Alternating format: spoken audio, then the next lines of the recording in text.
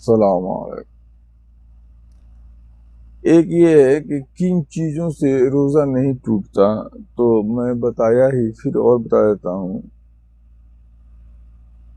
کہ بھول کر کھانے پینے سے روزہ نہیں ٹوٹتا، تیل یا سرما لگانے، مکھی، دھواں یا آٹے وغیرہ کا غبار حلق میں جانے سے روزہ نہیں ٹوٹتا۔ مکھی وغیرہ آپ جا رہے ہیں، کوئی غبار وغیرہ، دھواں وغیرہ، یہ بلا اختیار بلا قصد آپ کے حلق میں چلا گیا تو اس سے روزہ نہیں ٹوٹتا ہے۔ ایسی سر میں تیل لگانے سے، سرما لگانے سے بھی روزہ نہیں ٹوٹتا ہے۔ کلی کی اور پانی بالکل اگل دیا، صرف کچھ تری منہ میں باقی رہ گئی تھی، تھوک کے ساتھ اسے نگل گیا، یا کان میں پانی چلا گیا، یا کھکھار منہ میں آیا اور کھا گیا، اگرچہ کتنا ہی ہو روزہ نہیں جائے گا۔ یہ جو ہے کلی جو ہے رمضان شریف میں مختصر لینا چاہیے، پانی زیادہ لینا مکروہ ہے تاکہ اس کے کچھ یہ نہ چلے جائیں۔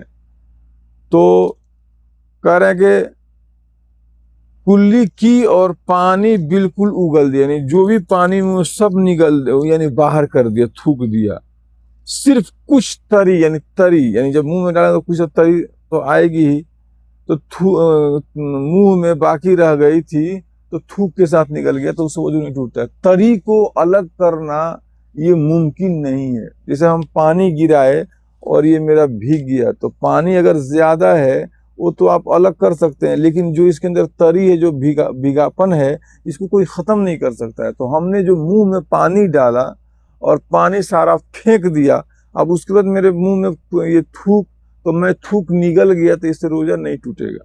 اس چیز کو سمجھنا چاہیے۔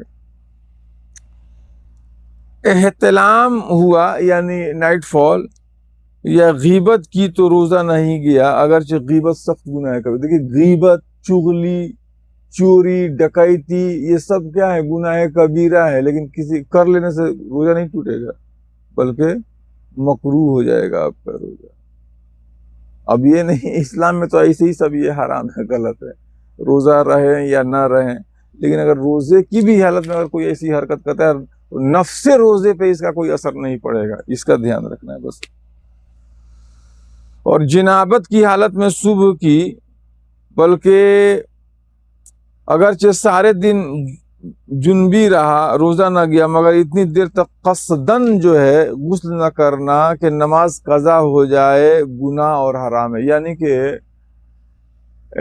اگر حالت یہ کیا کہتے ہیں، رات میں احتلام ہو جائے، نائٹ فال ہو جائے، تو کوشش کریں کہ فجر سے پہلے غسل کر لیں، یعنی ناپاکی سے پاکی حاصل کر لیں۔ تو نہیں کیے تو ایک مسئلہ تھا کہ روزہ چلا جائے گا، تو بولے نہیں، روزہ نہیں چلا جائے گا، بلکہ وہ گناہگار ہوگا نماز چھوڑنے کی وجہ سے، یعنی کہ ناپاک ہونے کی وجہ سے نہیں، بلکہ نماز چھوڑنے، یعنی اتنا دیر تک ناپاک رہا کہ اس کے فرض کا بولتا ہے یہ قضا ہو گیا، اس کی وجہ سے گناہگار ہوگا۔ بہتر ہے کہ جلد سے جلد جو ہے نا ناپاکی سے پاکی حاصل کرے، لیکن روزے پہ اس کا کوئی اثر نہیں پڑے گا، ٹھیک ہے نا؟ تو روزہ نہیں ٹوٹے گا اگر ظہر تک بھی رہ جائے، اثر تک بھی، یعنی کہ پورا دن بھی اگر ناپاکی کی حالت میں گزار دے، گناہگار ہوگا، لیکن روزے پہ اس کا کوئی اثر نہیں آئے گا، ٹھیک ہے؟ السلام علیکم۔